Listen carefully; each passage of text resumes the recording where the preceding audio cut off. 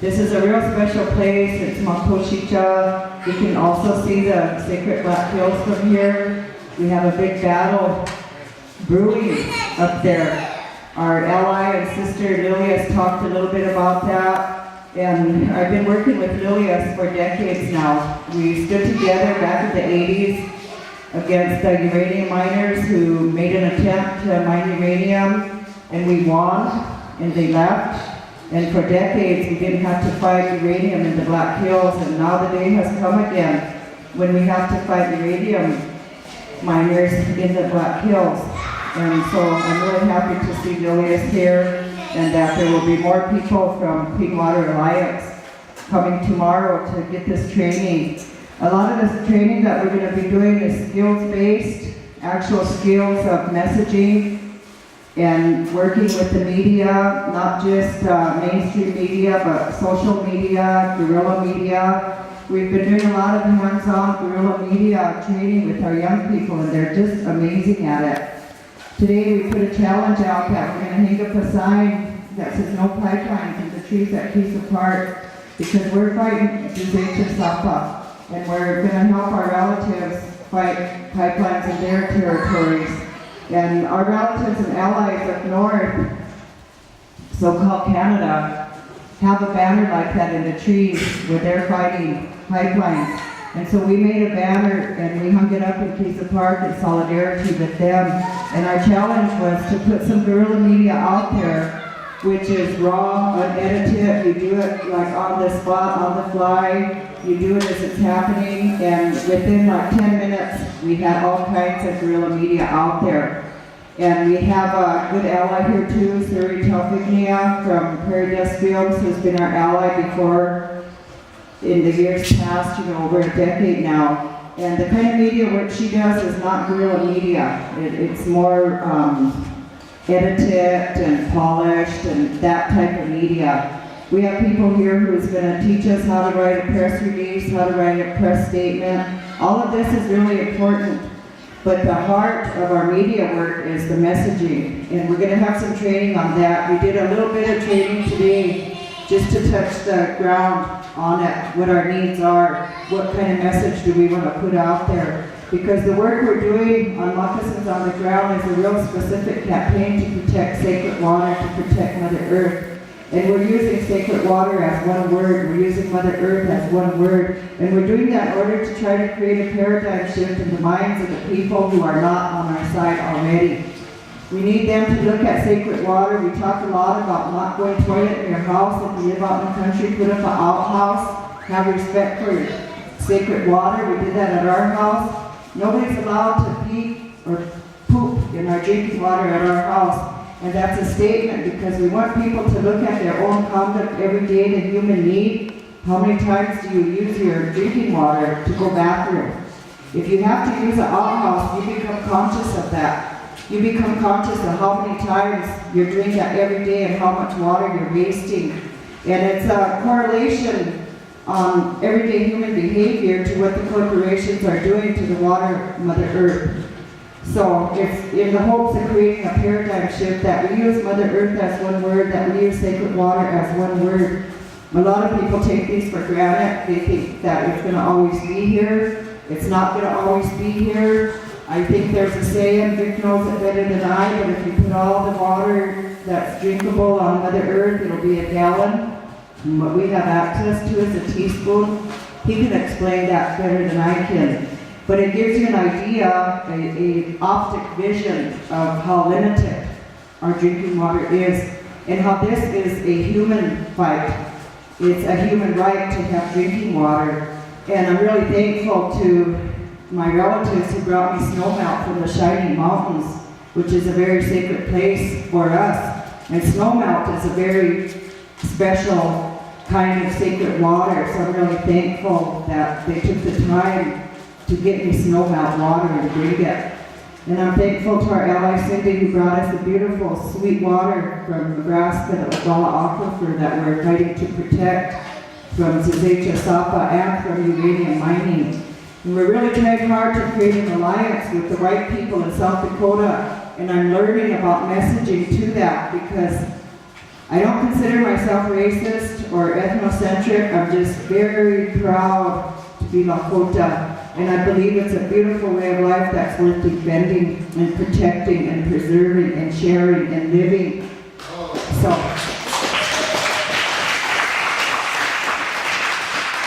I'm having to learn about messaging in the media, and I'm really working hard on that, because what we're learning through the struggle of the Kuwichash at Lower Brule is that there's a lot of misinformed people in South Dakota, and we need to reach them with our message. We need to reach them that this pipeline is not about economics, it's not about creating jobs, it's not about getting oil from a friendly country, it's not about that. And it's hard to reach them when you're a Lakota person, because there's a lot of racism that exists in the state of South Dakota. South Dakota's always been pro-mining from back in the day when the gold miners came here and discovered gold in our sacred Black Hills, and they took it. At that time, our people were very, very oppressed, suppressed, repressed, sick from the genocide of smallpox and tuberculosis and even the common cold. And they were weak physically, they were sick, and they couldn't fight them. But we can fight now. There's other ways to fight now. Back then it was only militarily. And now there are new methods of fighting. And we're talking about NVDA, nonviolent direct action. But it's still action. It's still being in the face of the enemy, being in the face of the police, being in the face of the corporation, being in the face of the corrupt tribal government, being in the face of whoever is threatening you in your right to sacred water and to a good life, because without the sacred water there is no life. I don't have to tell you all that. You all know that. That's why you're here. But we put together a training agenda that's going to help with messaging. It's going to help with all the different forms of working with the media. We're very isolated out here. We all have to drive for hours to come out here. And when we do put our moccasins on the ground, it's probably going to be in a very isolated place. There ain't even a cell phone signal here. So what are we going to do? How are we going to get the word out? We need to know this new technology. And some people brought the technology with them, where no matter where you're at, you can get the word out there. Because we're going to need allies. We're going to need allies to come and to stand with us. Yes. We're very isolated. We need allies. We need people to get the word to the outside world for us. If you're not on the front line, you're going to be somewhere in the world where you can still help us. You might have friends who are in media, and I'm really thankful. There's a lot of people here who have a lot of media training, and it's going to be very useful. We're going to have training in actual blockade tactics. There's been a lot of blockading going on in our territory here, and all over from Cheyenne River to Sichagu land, down here in Oglala country. We've had to do blockades to stop heavy hauls, to stop these big pieces of equipment that are on their way to the tar sands, or they're coming from the tar sands. And that's part of stopping the tar sands. You know, as long as they're mining tar sands, there's going to be a pipeline. You know. But if we stop the KXL, they're still threatened up there. Our relatives up in so-called Canada are still threatened by these pipelines. So shutting down the tar sands has to happen. And we've been invited up there to the fourth and final healing walk around the tar sands oil mine. And so we're going to go, we're going to take a delegation up there and participate with our relatives up there who have specifically called for us to come up there. So we're going to answer that call, and we're going to go and we're going to pray with them. And this is the last year of the prayer. So then we will have to talk about what we're going to do next. And I want to say that the words we use are really important. And we talk about resistance sometimes, but really it's sacred water protection. And we're using that word more and more. And I really would like to encourage everybody to take time to think about that, to think about the words we use.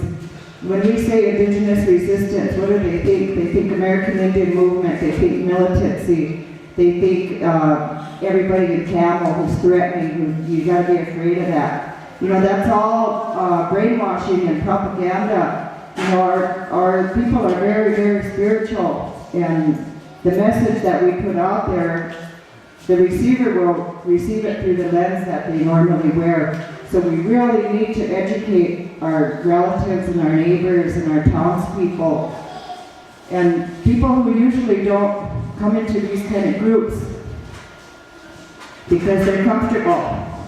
They're comfortable and it's convenient for them to let somebody else fight the fight, but we have to constantly be working, constantly be talking, and I'm really surprised I still have a voice because I've been talking so much. Every time before we do a moccasins on the ground, I usually lose my voice just by talking. In our generation, we go to people's houses, we sit down, we have coffee, we talk with them, we visit with them, we explain things, we answer questions. It's not just about today's society of the technology and the Facebooking and Twittering and all of that. For our generation, organizing is different. So we need to use all of these methods and tools of organizing. And I want my toolbox to be so damn big that I have to drag it around. You know, I need somebody to help me carry it. So when we come to moccasins, that's what we're trying to do, is increase everybody's tools. You know, our generation has a way of organizing. This generation has a way of organizing. The young lady from so-called Canada who spoke, she has a way of organizing. She's 17 years old, she blew me away. I'm really glad to see our young people learning how to stand up and speak like this in front of people. It has to happen.